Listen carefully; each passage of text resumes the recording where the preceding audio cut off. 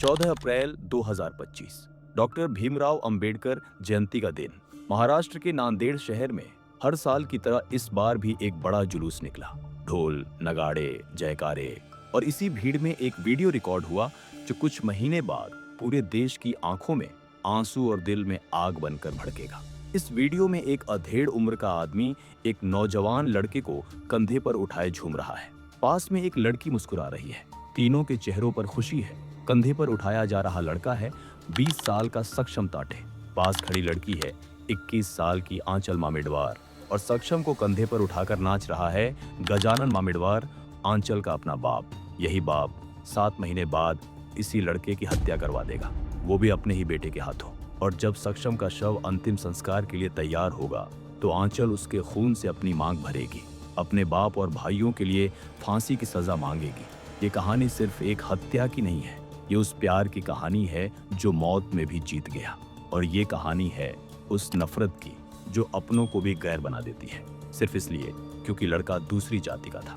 नमस्कार, मेरा नाम है पवन और आप देख रहे हैं पवन डॉक्स। आज हम बात करेंगे महाराष्ट्र के नांदेड़ शहर में नवंबर 2025 में हुए उस ऑनर किलिंग केस की, जिसने पूरे देश को झकझोर कर रख दिया। ये महाराष्ट्र के मराठवाड़ा इलाके का दूसरा सबसे बड़ा शहर है, नांदेड़।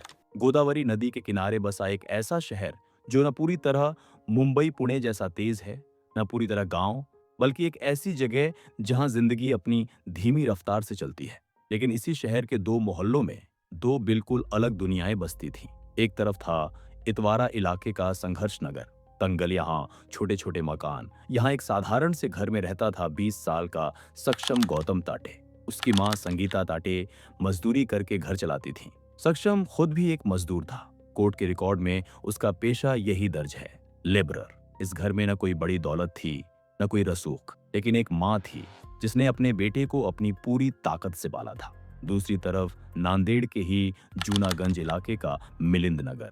गलियां यहाँ भी तंग थीं, लेकिन घर थोड़े पक्के थे। यहाँ रहती थी 21 साल की आंचल मामिडवार, बीएसएससी फर्स्ट ईयर की छात्रा, जिसका सपना था यूपीएससी क्रैक करने का। लेकिन आंचल का परिवार आम नहीं था। पिता गजानन मामिडवार, माँ जयश्री, 2 भाई साहिल और हिमेश।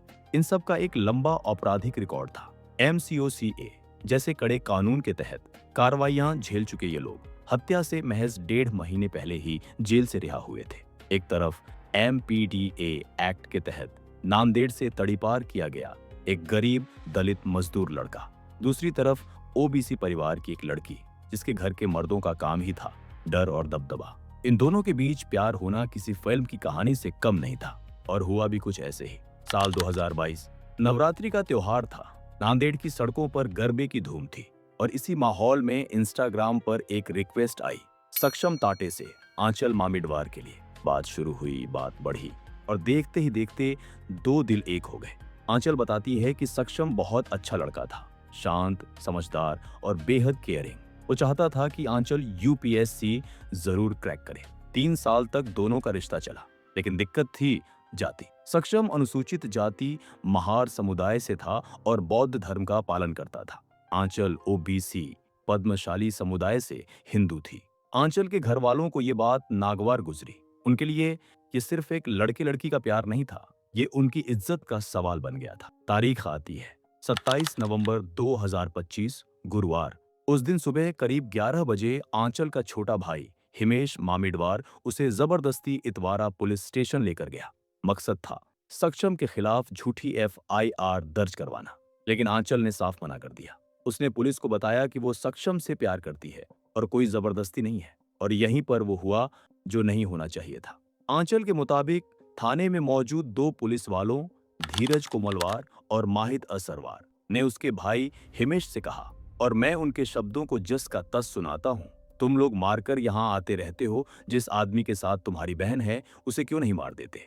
ये सुनकर हिमेश ने कहा, ठीक है, मैं शाम तक उसे मारकर आता हूँ। एक पुलिस स्टेशन में खड़े होकर कानून के रखवालों के सामने एक नाबालिग लड़का अपनी बहन के प्रेमी को मारने की बात कहता है और उसे रोकने वाला कोई नहीं है, उल्टा उसे शाबाशी मिलती है। शाम ढलने लगी थी। नांदेड़ की जूनागंज मिलिंद नगर की एक गली में 5:30 बजे के करीब सन्नाटा पसरने लगा था। सक्षम को उसके पुराने दोस्त और आंचल के भाई हिमेश ने मिलने के बहाने बुलाया था, लेकिन इस मुलाकात का अंजाम बहुत खौफनाक होने वाला था।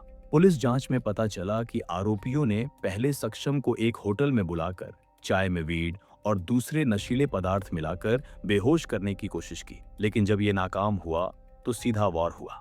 सीसीटीवी फुटेज में साफ नजर आता है कि 5-6 लड़के सक्षम के घर के आसपास घूम रहे थे, रेकी कर रहे थे। फिर जैसे ही सक्षम उस गली में पहुंचा, हिमेश ने ताबड़तोड़ 3 गोलियां चलाई।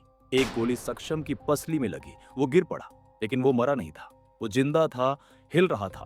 और तब हिमेश ने जमीन पर पड़ी एक भारी टाइल की सिल्ली उठाई और सक्षम के सिर पर पूरी ताकत से दे मारी।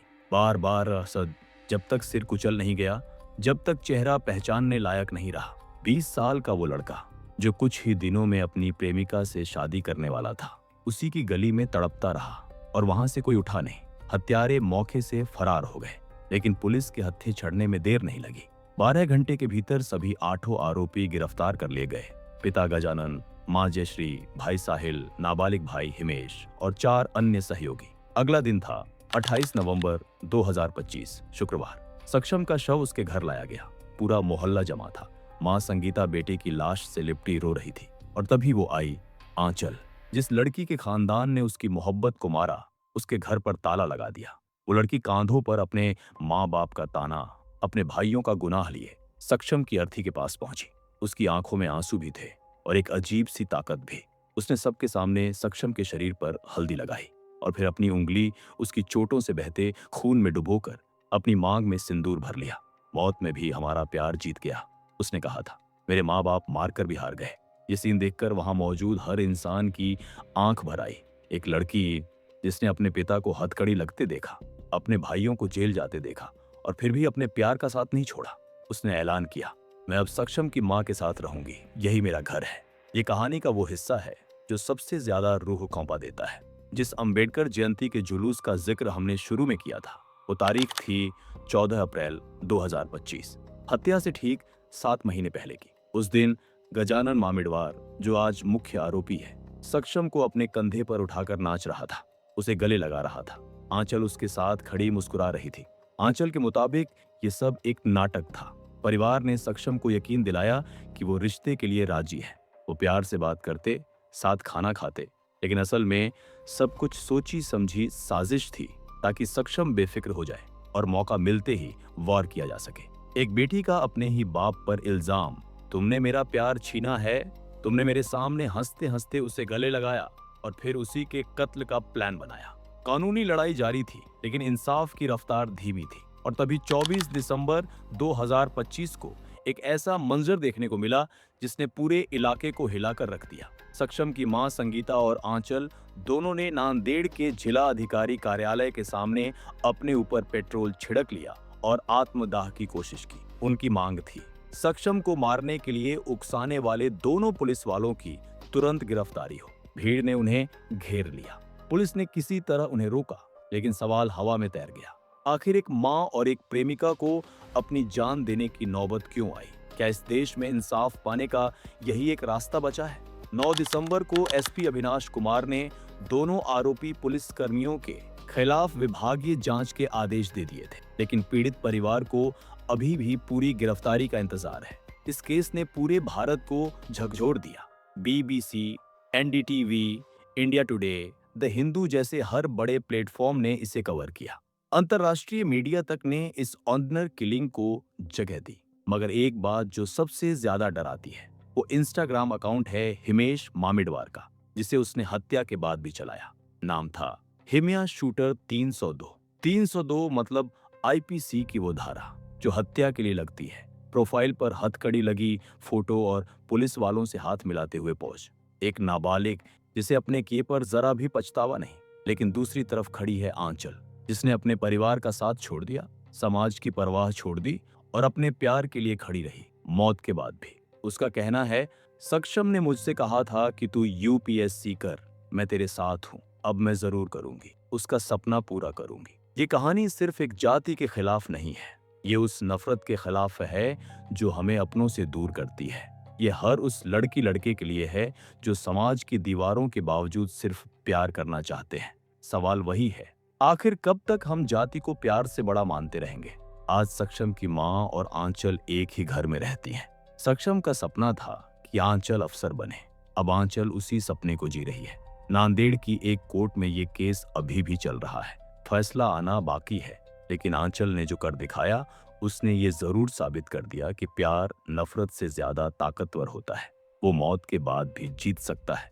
अगर आपको ये एपिसोड अच्छा लगा तो लाइक और शेयर जरूर करें। कमेंट सेक्शन में जाकर ये जरूर बताइएगा, क्या आपको लगता है कि इस पूरे मामले में पुलिस की भूमिका सही थी, और क्या जाति कभी प्यार से बड़ी हो सकती है? चैनल को सब्सक्राइब करना ना भूलें। पवन डॉग्स ऐसी ही दमदार कहानियों के लिए बने रहिए हमारे साथ। तब तक के लिए सुरक्षित रहें, सतर्क रहें